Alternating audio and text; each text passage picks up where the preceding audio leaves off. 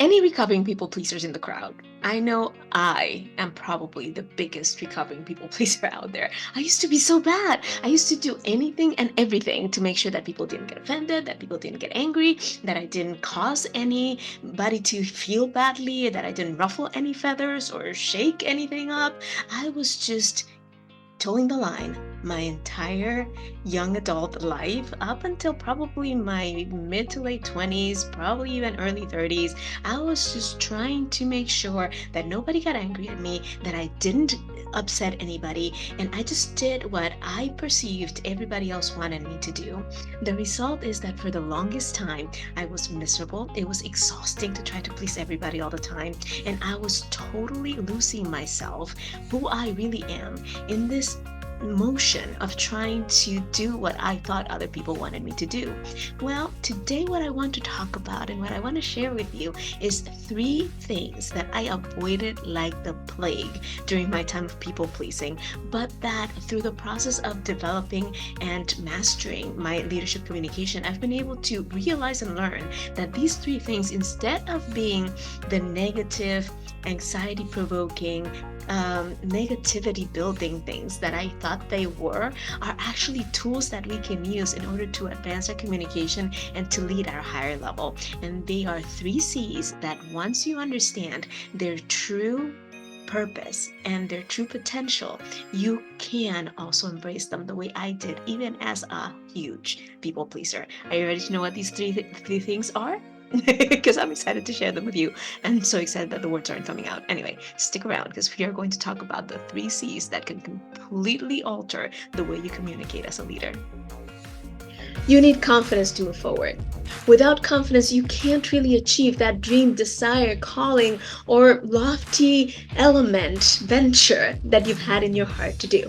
Have you heard that before? That's what most experts and gurus out there sell you. Well, I have a slightly different take on it. I believe that you and I can create a feeling and a sense of confidence on demand that can propel us forward without us having to jump through all the hoops and try to figure out all the things that the gurus never really tell you how to do anyway. So if you have been struggling with this notion that you need more confidence, or if you simply have a goal, a dream, an aspiration, a movement, something that you want to start in this world, an impact that you want to have in others, and an influence that you want to use to support and help and do some good out there in the world, then I invite you to head on over to confidence.marciamaro.com, where you are going to find an amazing offer for my course, Confidence on Demand, which will give you the three secrets to generating that feeling and that sense of confidence when and where you need it. So again, head on over to confidence.marciamaro.com and take advantage of this opportunity to generate and create confidence when and where you need it. And in the meantime, stick around and chat with me here on Sincerely Speaking. See you soon. So, as I told you before, I was a huge people pleaser. I did anything and everything that I could in order to avoid feeling like I was upsetting anybody else. That was really the underlying thing. I didn't want to feel rejected or judged in a negative way. And so I did everything in my power to make sure that everybody was happy with me, that I didn't upset anybody, that everybody was happy and content. But that ended up making me miserable. And I realized in the process of growth that I've been through, and in working with my clients and supporting other people through these processes as well, that there were three things that I call three C's now that I used to avoid like the plague, but that once I understood what they can become and how to leverage them, I started embracing them and they completely altered the way I communicate as a leader. Those three things, and I'm going to tell you what they are first, and then I'm going to expand a little bit on them. The three C's are conflict, confrontation, and collaboration. Conflict, confrontation, and collaboration. And I know that last one might sound like it doesn't fit with the other two, but you're going to see in a minute what I mean. So the first one is conflict, and I think that that's obvious. For those of us who have gone through a stage or are going through a stage of people pleasing, we don't want to feel like anybody is in our face challenging something that we have said or done. We don't want to feel like we have to explain or justify ourselves. And we definitely don't want to feel like we are putting anybody else down or like we're telling anybody else that they're doing something that is less than perfect or less than right, right? So we don't want to make anybody else feel like we're telling them they're doing things wrong or like they're not doing things right or like they're not enough for whatever it is that they're doing. We just don't want them to feel like we are accusing them of not stepping up or of believing something or thinking something or doing something that is less than intelligent. Right? Let's put it nicely that way. And so we avoid confrontation or conflict. I'm sorry, confrontation is the other one. We avoid conflict. We avoid those moments of having someone come to us. And this is the distinction, right? And when I talk about confrontation, I'm going to explain it a little bit more. But the distinction for me is that conflict is when it comes from outside towards you, right? So we don't want anybody to come to us and tell us, this is not right. This isn't happening. This isn't going well. This isn't taking place the right way, or you did this wrong, or you need to change this, because that makes us feel, and made me feel at least, like I was less than, like I didn't, like I messed up, like I wasn't enough, like I was a failure at whatever it was that I was doing. So it became this test almost. If I can avoid people coming to me with conflict, then that means that I'm doing things right and that I'm pleasing them, that they're satisfied with my performance. But if there's conflict coming my way, then there's something that I'm doing that is causing this tension and that is making things not work the way that they're supposed to. And it's totally my fault, right? And so to avoid that feeling of I'm being judged, I'm being rejected, I'm doing things wrong, I would avoid conflict at all costs. And if I saw it coming, I would be apologizing before I even knew it was wrong. I would be trying to figure out what I needed to do to make the person feel like I was making amends. And I would do everything in my power to make everybody else around me happy with me so that I wouldn't have to face the conflict of people coming to me telling me that I didn't do something right. But what I have understood as I have developed and evolved in my leadership communication is that conflict actually leads to two very important things. It leads to more effective decision making, and it leads to adjustment and flexibility, right? So making adjustments as necessary in order to have everybody experience a win-win within the situation, right? So when you welcome conflict, and it's not that you're going to purposefully be antagonizing so that people are in conflict with you, is that when you perceive conflict coming your way, instead of trying to avoid it, instead of trying to hide, instead of just giving them what they want so that they are no longer angry at you or so that they are satisfied and the conflict dissipates, step into listening and step into trying to mine from the conversation what the differences are between what they expected and what you thought needed to be happening. And then look at what new decisions or what new tweaks or adjustments can be made to the way things are being done in order for everybody to feel heard, understood, and like things are operating in a way that suits what their end goal is, right? So when you embrace conflict and instead of avoiding it, instead of trying to put a band-aid on it or doing the very first thing that comes to mind to quote unquote fix it, if you take the time to listen to the person coming towards you with the conflict and to ask questions. So when we are in conflict, your number one tool is insightful questions, not defensive questions, right? So a defensive question would be, what do you want me to do? That's a defensive question. Uh, a deep, insightful question would be more like, okay, what do you see as the problem right now? Where do you see this going? What steps would you suggest that we take? In an ideal world, if everything worked out, how would you want this to look in 6 months, in a year? What would you want to see happen? If everything was to work out so that we're all happy and satisfied in a year, what do you see happening between now and that time frame of a year from now? See the difference? So it's about stepping out of defensiveness in this space and asking questions that will lead to insight and understanding. And if you can pause for a second, take a deep breath and listen. And people, when they are in a space of conflict, when they first come towards you, they're usually in attack, right? So it takes a lot to calm yourself and not take the offense in, not take the attack in, and not try to defend yourself. But if you can take the time and the energy to breathe and listen, let them vent for a little bit, try to register in your head or ask permission to take down notes of the key things that they say, the words that they repeat constantly, the things that you are perceiving as the issue, and then ask questions around that so that you can understand each other and go through a process of decision making.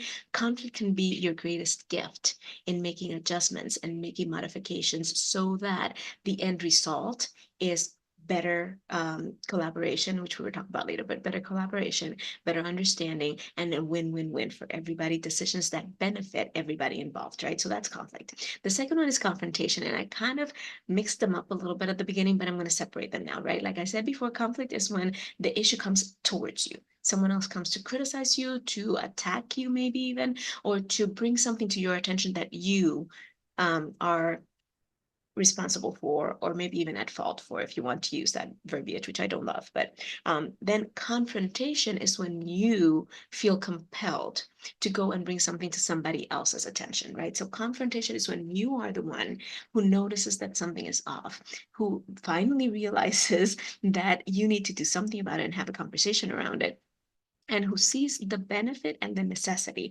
of going to someone else to say, look, this isn't working, this isn't the way it's supposed to be, this isn't happening the right way. And that can be really difficult, especially for introverts and people pleasers. It's like that is the biggest nightmare for a lot of us, is having to go to someone to confront them with something that is going on that is not ideal. But the thing is, when we embrace confrontation and when we understand it for what it's for, then we understand that confrontation is actually a tool for understanding and for open dialogue. A lot of times, and it happens in both directions, right? It happens in both conflict and confrontation. But a lot of times, what is causing the rift is a misalignment or a misunderstanding in the expectations that are set for the environment, for the situation, for the task, for whatever it may be. So we are understanding, or maybe I'm understanding, that what's expected of me is this, and the other person has a different expectation of what they want to see from me.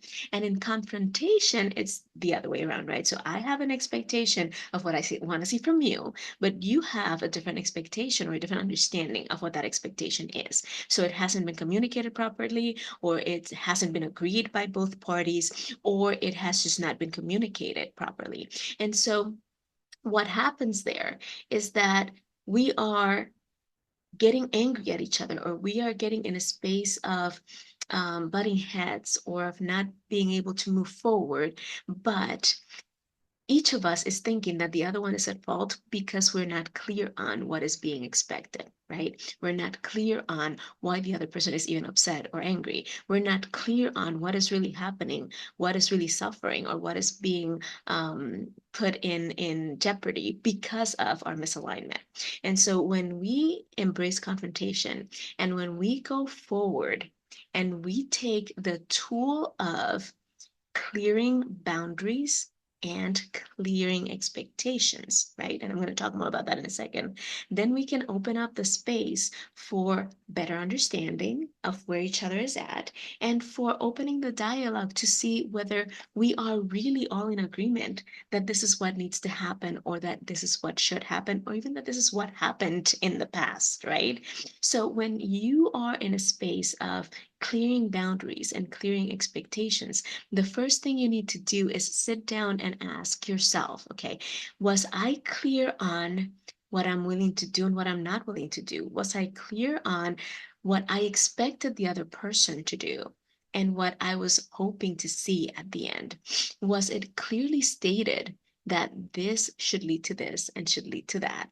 Was it clearly stated that I'm not about to allow this or this or that, or that I am not willing to put up with this or this or that, and that what I hope to see from this other person is X, Y, or Z?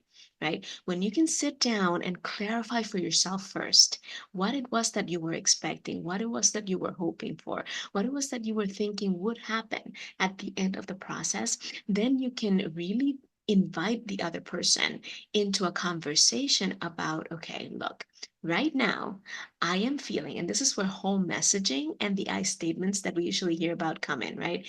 I am feeling right now frustrated, or upset, or discouraged, or worried, because I am seeing X, Y, or Z, right? And stick to the facts. This is something that is really important in any of these kinds of conversations. Stick to the facts. I am seeing that the numbers are not there, or I am seeing that the report is delayed, or I am seeing that this or that or the other didn't get done, right? You're not accusing anybody of anything. You're just stating fact and you're saying how you're feeling. So I'm feeling frustrated because the report is 2 days past due, right?